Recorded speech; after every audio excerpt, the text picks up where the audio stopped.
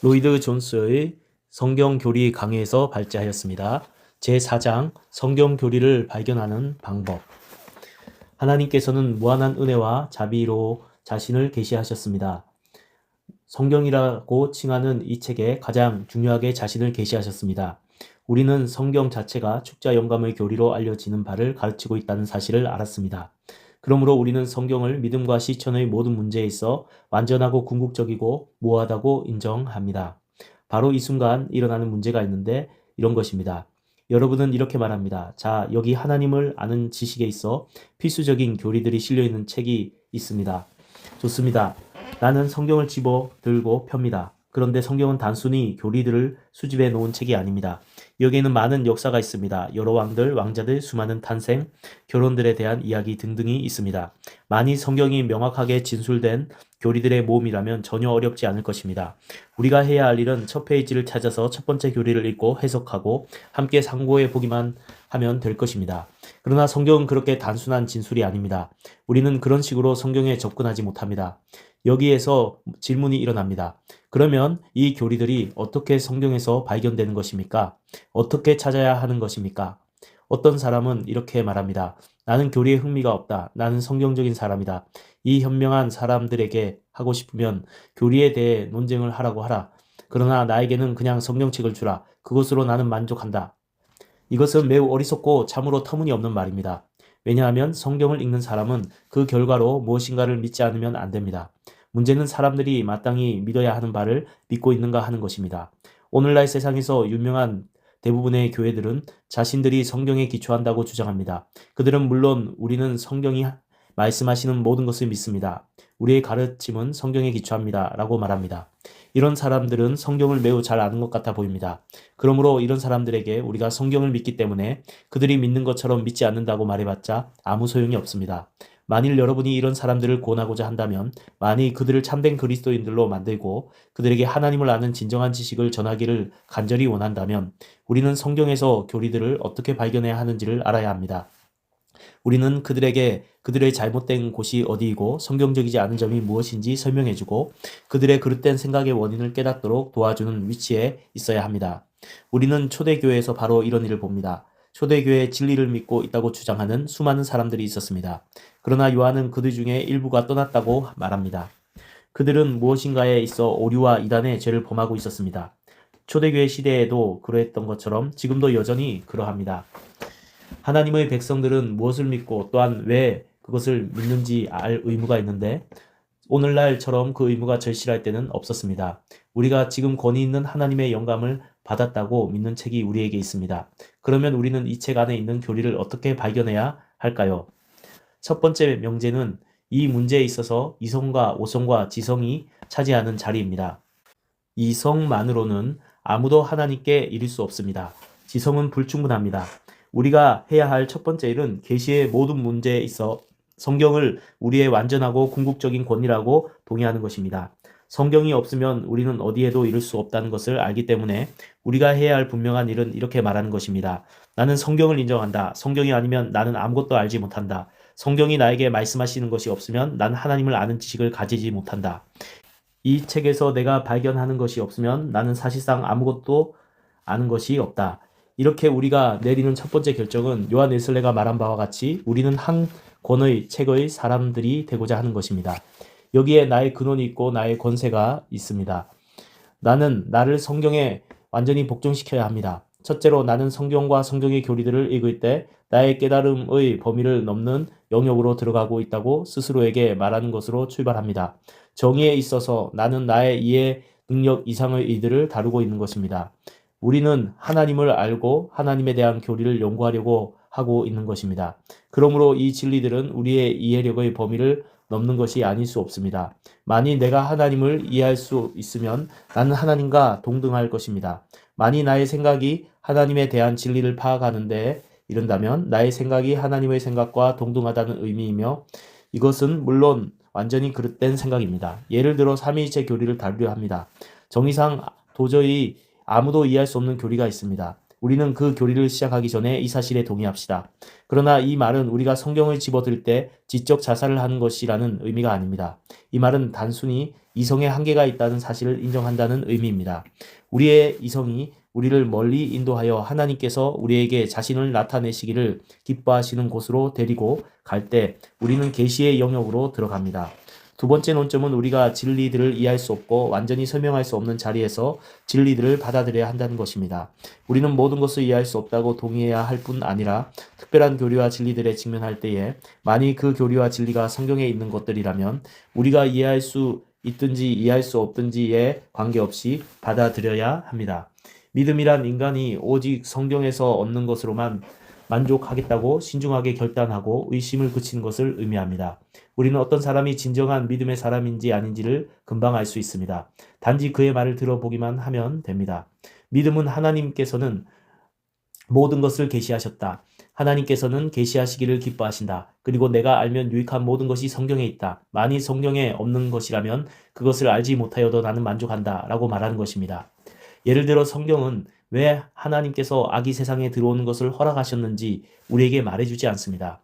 여러분은 이렇게 말하는 것으로 만족해야 합니다. 나는 알지 못한다. 성경은 나에게 말씀해주지 않는다. 나는 성경이 나에게 말씀해주는 것 외에는 아무것도 알지 못한다. 이것은 매우 중요한 원칙입니다. 나는 철학을 계시와 혼합하라고 하는 끊임없는 유혹만큼 우리가 힘써 피해야 하는 유혹은 없다고 생각합니다. 나는 모든 사람에게 철학을 계시와 혼합하는 위험에 대해 경고합니다. 이것이 우리가 교리와 관련하여 행하는 방식입니다. 나와 맞지 않아도 주저없이 교리를 믿어야 합니다. 또한 이해할 수 없다고 교리를 거부해서는 안 됩니다. 만일 그 교리가 하나님의 진리이고 성경이 분명하게 가르치고 있다면 나는 그 교리를 이해하든지 못하든지 그 교리를 받아들여야 합니다. 완벽한 학설을 소유하고 싶은 우리의 욕망에 지배받지 않아야 합니다.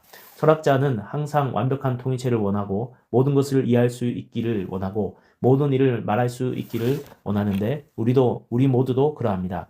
우리가 성경의 가르침을 넘어서는 데까지 우리의 논리와 우리의 책략을 밀어붙이는 것은 위험합니다. 여기에서 우리는 다시 죄와 오류를 범합니다. 우리는 성경의 모든 말씀에 전적으로 중요성을 부여해야 합니다. 우리는 성경의 권위에 복종해야 할 뿐 아니라 성령의 인도와 영감과 조명에도 복종해야 한다는 것입니다. 나는 절대로 성경을 다른 책을 읽는 것과 같은 식으로 읽지 않습니다. 나는 반드시 나의 무능함을 깨닫고 내가 소유하고 있는 모든 선천적인 재능이 충분하지 못하다는 사실을 실감하고 성경에 다가가야 합니다. 영적인 이는 영적인 방법으로 깨달아야 한다는 사실을 알아야 합니다. 그러므로 나는 항상 하나님께 성령으로 나를 가르치시고 나를 조명하시고 나를 오류와 알지 못하는 위험으로부터 지키시고 나를 모든 진리로 인도하시기를 기도함으로 시작합니다. 그 다음에야 나는 성경으로 가서 항상 나의 정신 한계를 알고 따라서 성령의 계몽을 받은 마음의 자세를 가지고 성경의 교리들을 발견하기 시작합니다. 우리의 다음 주제는 교리에 도달하는 방법입니다. 나는 성경이 단순히 교리들의 집합체가 아니라는 사실을 여러분에게 다시 상기하기를 원합니다. 그리고 우리가 성경에서 교리를 찾는 것은 수많은 성경의 본문들을 줄줄이 깨는 단순한 일이 아니라는 사실도 상기하기 바랍니다. 난 여러분에게 이렇게 하라고 제안합니다. 우리는 성경 본문들을 모읍니다. 성경에서 특별한 주제에 대해 찾을 수 있는 모든 말씀들을 찾습니다. 그 다음에 그 말씀들을 함께 모으고 대조하여 기초에 존재하는 교리를 발견하기 시작합니다. 이것이 우리가 관심을 두는 일입니다. 이 말씀들이 제출하고 있는 교리가 무엇일까요? 이 말씀들이 우리에게 무엇을 알리고 있을까요? 이 모든 말씀들의 공통적인 기본적 내용이 무엇일까요? 그것은 우리의 교리입니다. 이제 우리가 그 일을 할 때 극히 주의 깊게 준수되어야 하는 일정한 규칙들이 있습니다. 첫 번째 규칙은 모든 교리는 언제나 성경에서 명확하게 발견되어야 한다는 것입니다. 몇 가지 예증을 제시해 보겠습니다. 자신들이 성경을 믿고 있다고 말하면서 다가오는 사람들을 만날 것입니다. 그 다음에 그들은 자신의 교리를 여러분에게 설명합니다. 그럴 때 여러분은 그런데 그 교리는 어디에 나옵니까? 라고 묻습니다. 그러면 그들은 과거에 어떠한 사람이 환상 또는 메시지를 받은 것입니다. 라고 말할 것입니다. 여러분은 그런 말에 낯설지 않을 것입니다. 내가 여기서 강조하고자 하는 바는 여러분이 그런 말을 절대로 받아들이지 않겠다는 각오를 해야 한다는 것입니다. 우리는 그런 말을 하는 사람이 누구든지 그 사람이 아무리 놀라운 경험을 했든지 신경 쓰지 않습니다. 만일 그 말이 성경에서 그리고 성경으로 확증될 수 없다면 우리에게 그 말은 하찮고 보잘것없는 것입니다. 예를 들어 이것은 천주교 신자들에 대한 우리 복음주의자들의 답변이기도 합니다. 여러분이 알다시피 천주교 교인들은 우리에게 다가와서 어떤 말들을 합니다. 그럴 때 여러분은 그러나 나는 성경에서 그것을 발견하지 못한다라고 말하십시오. 그러면 그들은 이렇게 대답합니다. 물론입니다. 그러나 우리는 전통을 가지고 있습니다. 우리는 교회와 교회 전통과 교회 가르침이 성경과 동일한 권위와 가치가 있다고 주장합니다. 여기에서 다시 우리는 확고하고 단호하게 아니다 라고 말합니다. 우리는 어떤 가르침이 스스로 무슨 권위를 가지든 권위를 자랑하든지 아랑곳하지 않습니다. 그 가르침이 성경으로 증명될 수 없다면 우리는 그 가르침을 거부합니다. 두 번째 논점으로 나아갑시다. 우리 교리는 오직 성경적이어야만 합니다. 우리는 명백하게 성경 외에서 나온 모든 교리들을 거부해야 할 뿐 아니라 부분적으로 성경적이고 부분적으로 다른 교리들까지도 거부해야 합니다. 우리가 받아들이는 교리는 순수하게 성경적이어야 합니다. 세 번째 논점은 교리는 성경에서 명료하고 명백해야 한다는 것입니다. 참된 성경의 교리는 항상 명료하고 명백합니다. 성경 자체도 어디에서나 이 점을 강조합니다. 바울의 서신들을 해설하는 모든 사람들이 해설을 하기에 앞서 그 서신들이 옥스퍼드나 케임브리지 대학생들이나 교수들에게 쓰여진 것이 아니라 종들과 평범한 사람들에게 쓰여졌다는 사실을 스스로 상기한다면 많은 잉크와 문제를 줄였을 것입니다. 형제들아 너희를 부르심을 보라. 육체를 따라 지혜 있는 자가 많지 않고 능한 자가 많지 아니하며 문벌 좋은 자가 많지 아니하도다. 고전 1장 26절. 바울은 이 서신들을 쓸 때 이 편지들을 받을 사람들이 당연히 이 서신들을 이해할 것으로 생각했습니다. 바울은 그들을 가르칠 수 있을 내용을 그들에게 썼고 그들이 이해할 수 있다고 생각했었습니다. 바로 이것이 개신교의 조상들이 성경의 명료성이라는 말로 의미한 바였습니다. 그러므로 우리는 평신도는 성경을 읽기에 합당하지 않고 오직 교회만이 성경을 참되게 해석할 수 있다는 천주교의 주장을 거부합니다. 절대로 그렇지 않습니다. 우리는 성경은 우리와 같은 사람들에게 쓰여졌고 그 사람들은 성경을 이해할 수 있고 우리도 성경을 이해할 수 있다고 말합니다. 그러므로 이제부터 우리는 특별한 규칙들을 상고할 것입니다. 만일 우리가 성경의 본문들을 함께 모았다면 그 본문들로 무엇을 할까요? 말씀들에서 교리를 연역하는 것은 때로 매우 단순한 일입니다. 단지 말씀들을 보면서 이 말씀은 당연히 이러한 의미를 나타낸다 라고 말하면 됩니다. 의미를 끌어내는 것입니다. 또 한 가지의 방법이 있습니다. 여러분은 성경 어떤 곳에서도 함축적으로 또는 명백하게 진술되는 삼위일체의 교리를 발견하지 못할 것입니다. 그러나 하나님 아버지, 아들 하나님, 그리고 성령 하나님에 대한 언급들이 있다는 것을 발견할 것입니다. 그런 말씀들을 만날 때 여러분은 나는 하나님은 한 분이시고 삼위라는 삼위일체의 교리를 예증한다라고 혼잣말을 합니다. 특정한 말씀들로부터 교리를 수립하는 것입니다. 우리는 항상 성경을 성경과 대조해 보아야 합니다. 우리는 진리의 말씀을 옳게 분별하는 일꾼이 되어야 합니다. 성경은 하나의 중대한 메시지입니다. 성경은 언제나 완전한 전체를 형성합니다. 그러므로 한 점도 다른 점과 모순되지 않습니다. 우리에게 어떤 이론을 가지고 시작하는 경향이 있습니다. 우리는 성경을 억지로 우리의 이론에 밀어 넣으려고 합니다. 미리 일정한 교회와 일정한 의식을 정했기 때문에 모든 것은 그 조직에 억지로 맞추어져야 합니다. 그들은 모든 교리를 성경에 기초하지 않습니다. 그러므로 우리는 선입견과 편견과 철학적 이론들을 따르지 않도록 주의해야 합니다. 한 가지 분쟁의 원인은 사람들이 분명히 상징적인 의미를 나타내는 구절을 문자적으로 해석하기를 고집하는 것입니다. 여러분은 상징적인 말씀인 요한계시록과 같은 책을 문자적으로 해석하는 사람들을 아십니까? 그런 사람들 때문에 얼마나 자주 심각한 문제들이 일어나는지 모릅니다. 그러므로 우리는 어디에서나 이 점을 경계하지 않으면 안 됩니다. 마지막으로 다른 무엇보다 피해야 할 것은 당파심입니다. 우리는 특정한 편견을 가지고 자라났고 우리의 조상들이 그 특정한 편견들을 믿었기 때문에 우리가 그 특정한 편견들로 시작하고 무슨 희생을 치르더라도 그 특정한 편견들을 방어해야 한다고 말하는데 이것이 당파심 또는 교파주의의 가장 무서운 재앙입니다. 당파심은 하나님의 진리에 다가가는 것을 가로막고 있는 무서운 길입니다. 그러므로 우리는 당파심 그리고 언제나 당파심의 특징인 편견들로부터 해방되기를 기도해야 합니다. 성경에는 우리가 결정적으로 말할 수 없는 일들이 있습니다. 선하고 유능한 사람들이 동의하지 않고 동의할 수 없는 일들이 있습니다. 그런 문제에 닥쳤을 때 우리는 알지 못한다고 말해야 합니다. 우리는 그 문제들을 증명할 수 없습니다. 우리는 우리가 영광에 이르고 만물이 우리에게 명확하고 명료해질 때까지 기다리는 것으로 만족해야 합니다. 지금 우리는 거울로 보는 것 같이 희미하게 부분적으로 밖에 알지 못합니다. 우리의 지식은 완전하지 못합니다. 우리의 지식은 결정적인 지식이 아닙니다. 그러므로 우리는 우리에게 주어진 계시로 만족해야 합니다.